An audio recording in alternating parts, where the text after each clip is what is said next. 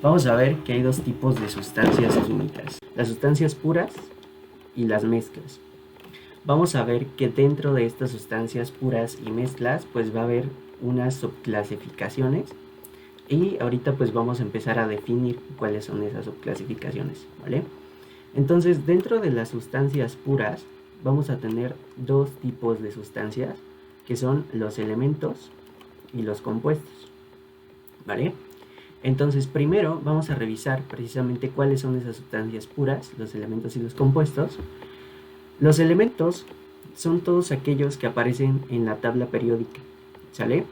Y los elementos se definen como, pues precisamente dice acá, todos aquellos que aparezcan en la tabla periódica. Ustedes se van a la tabla periódica y van a encontrar con cuadritos, y cada uno de esos cuadritos pues son los diferentes elementos que tenemos, ¿vale? Por ejemplo, el carbono, el nitrógeno, el oxígeno, todos aquellos que aparecen en la tabla periódica se les denomina elementos, ¿vale?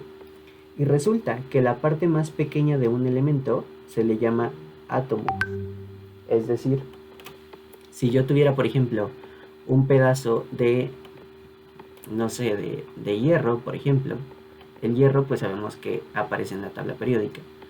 Entonces, si yo tuviera un pedazo de hierro, este pedazo de hierro lo podemos dividir en varias partes hasta que llegamos a una parte muy chiquita que sigue siendo hierro, pero como es la parte más pequeña se le llama átomo, ¿sale? Entonces la unidad más pequeña de un elemento es a lo que nosotros vamos a llamarle átomo, ¿ok? Que aparte de los elementos tenemos a los compuestos. Los compuestos se definen como conjunto de dos o más átomos unidos de diferentes elementos. Entonces, cuando tenemos un conjunto de dos o más átomos unidos de diferentes elementos, pues a eso le vamos a llamar compuesto.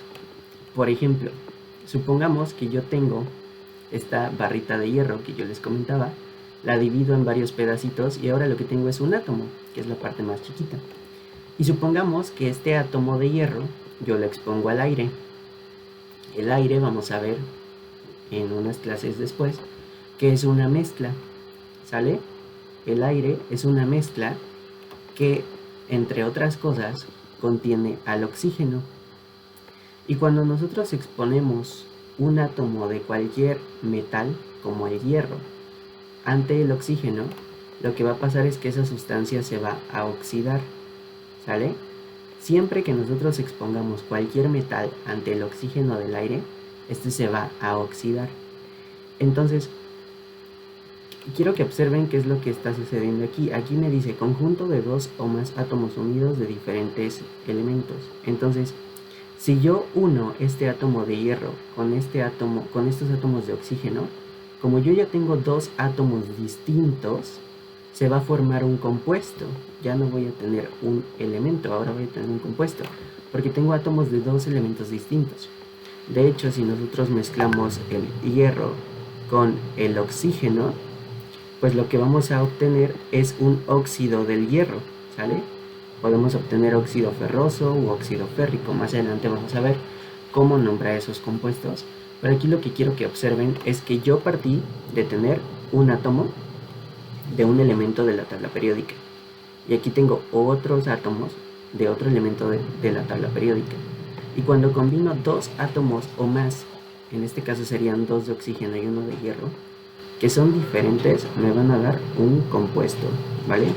Entonces esa es la diferencia. Si tengo átomos solitos, entonces como tal estoy hablando de elementos, pero si tengo átomos de diferentes sustancias o diferentes elementos unidos, entonces ya estaríamos hablando de un compuesto, que es esto que tengo acá.